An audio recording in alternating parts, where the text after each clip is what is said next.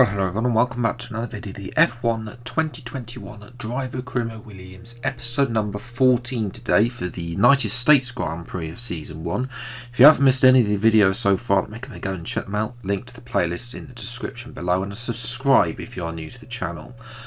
See plenty more episodes of F1 2021 Driver Career Mode, including, I should say, Season 2. In the comments below there will be a pinned comment at some point with a link to a vote for Season 2's calendar. So you can choose the calendar because the 3 tracks that we wanted aren't there in the game yet, unfortunately, as well.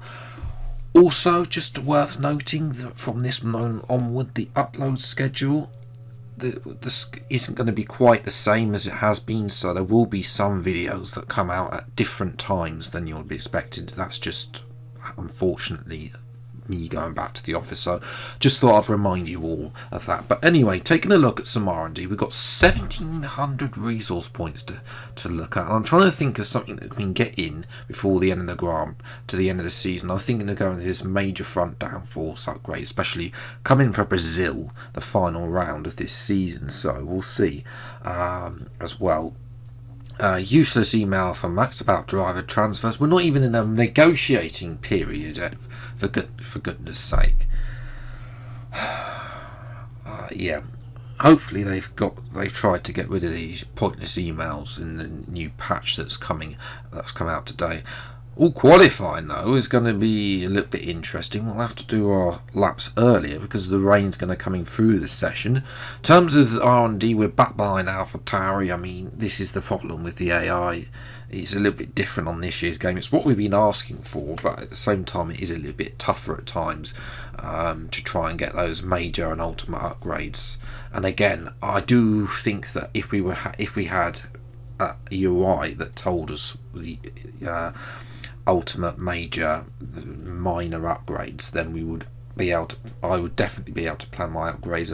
Aston Martin also, just to point there, has moved to qualifying, the second fastest team on the grid now, so we'll see if they can live up. They haven't really done that much so far. I don't think they've even been on the podium so far, but it is going to be dry tyres to start this session off, and you can see here, yeah, the rain is definitely coming. So I basically went for 2 runs on the same set of soft tyres. A lot of the AI did not know it was raining apparently, so they came out a little bit later throughout the session. We're currently in P6. We've got Ocon Sainz to make that P7 as Bottas goes fastest of all. I think he needs to win, and Hamilton needs to not get any points for him to take the championship another round, I think. Knowing to the dominance of Hamilton throughout this season, but 3.5 tenths up on our first lap, so that's very good to see. We've got Schumacher and Raikkonen. We'll try and get ahead of Ocon. We were close to the Alpines at parts throughout this season, but we'll see if we can get close to him there. You can see there's a droplet of rain there on the camera, so it's definitely not that. We've actually lost a little bit of time. Maybe that's because the rain is definitely falling. This is going to be our last lap of the session, because we're just going to sit in the garage because nobody's going to be improving at this point. We've actually lost 1.5 tenths already through that this final sector already. So through the final corner, can we improve through the final corner? Not really. It's actually a slight improvement, only just there. But anyway, it's enough for P8. Bottas ahead on pole over Verstappen and Norris. Russell unfortunately 13th. The 2 Hasses are 9th and 12th, and you can see there Ricardo, who was behind me on track, actually lost out big time. So that was definitely when we hit sector 3 was the wrong time to be on track. And Lewis Hamilton, but Gasly, well, they got it all to do. Time for the race. Welcome once again then to the United States Grand Prix here in the magnificent city of Austin. It was here in 2018 that Kimi Räikkönen delighted the world by winning for the first time in 114 races. There's always a record to be broken, so what, I wonder, is in store for us today? We're racing today then in Travis County, Texas, where 20 corners and speeds of up to 200 miles an hour await us on this magnificent racetrack. It's 60% full throttle with plenty of good opportunities to pass, especially through the 2 DRS zones into turn 1 and at the end of the long back straight into turn 12. What a race we have in store today.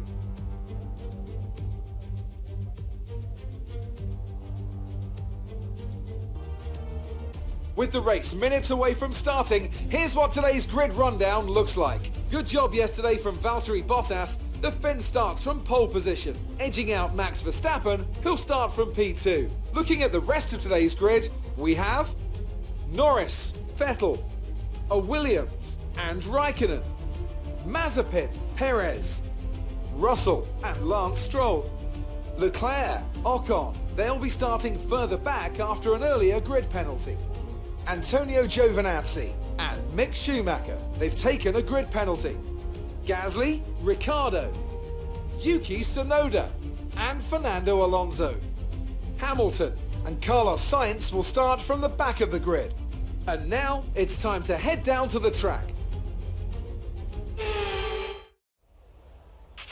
Okay, here we go. I know what you can do. Don't let me down. Okay, so we somehow managed to get ourselves up into P5. We're not. This Williams going to have a nosebleed being this high. Well, it has been very high at times throughout this season, I'm not going to lie, and we've managed to survive. So we'll see what we can do.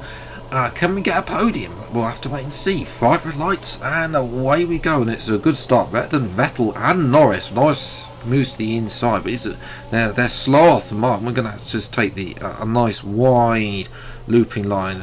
Norris takes a bit of the curve as well through turn 1, and that's going to allow us to move up into P3.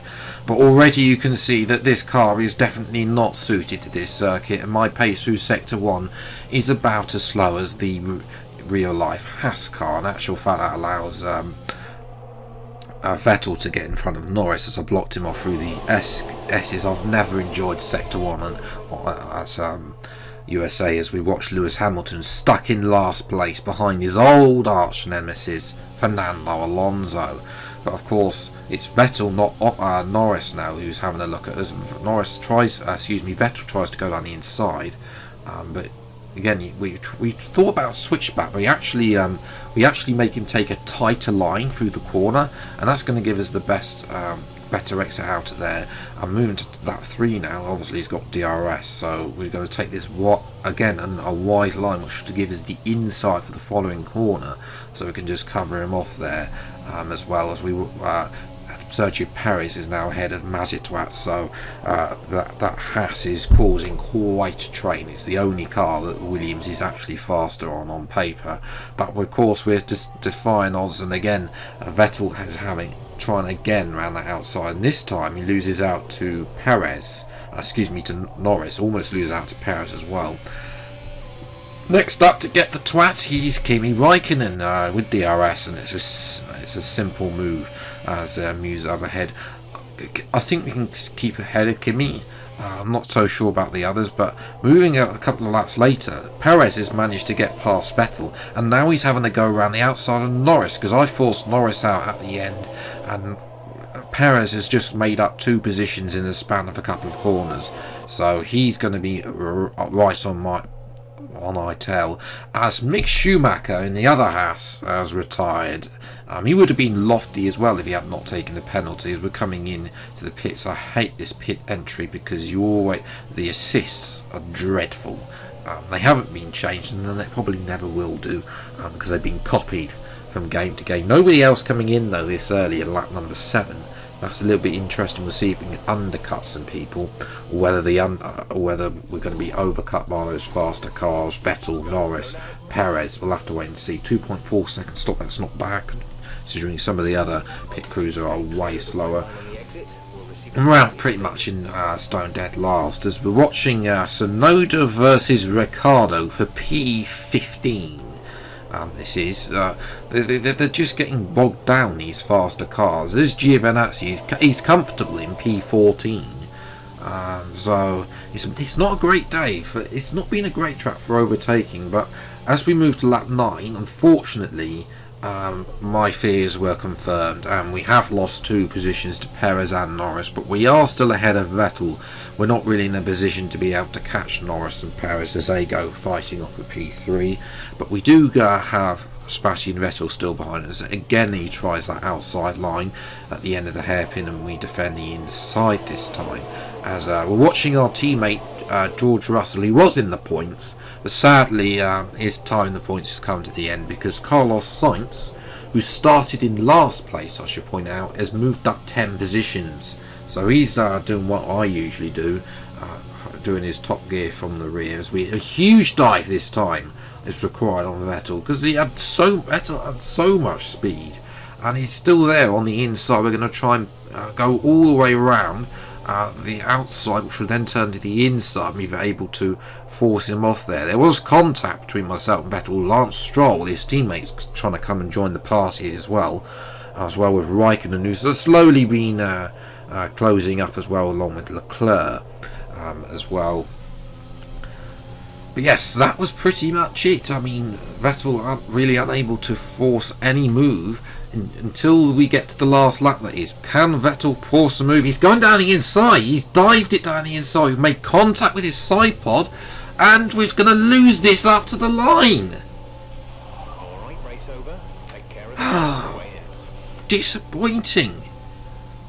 Oh, that was... I've never seen the AI make a move like that on the final corner. He just absolutely dive-bombed me from nowhere. I was not prepared for that, and then he gets me up to the line, of course, because he potentially forced me off circuit with the little bit the tyre banging on the side pod as well. So that's how close it was on the photo finish. It really... little bit annoying, and that run of being in the top 5 finishes has sadly come to an end. It's still P6, and I'll definitely take that. It's more points on the board, but I mean, we're just at this point trying to impress Mercedes and see if they can give us maybe potentially a race seat. George, in the end, could only fell to P13 as Sainz came from 20th to 10th, showing up Hamilton, who was actually way down in P16 in the end. So as well, and Mazepin, thank the Lord, finished last because that's how slow that is starting to live up to its real life performance.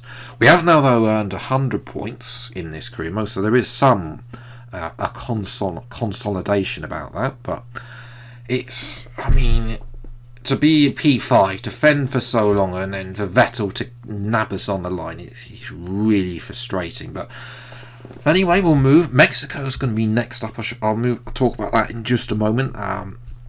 As well as constructors, we're comfortable for P5 unless Aston Martin get a 1-2. Great work out there today. Let's have your thoughts. You're surpassing all expectations. Can anything or anyone stop you?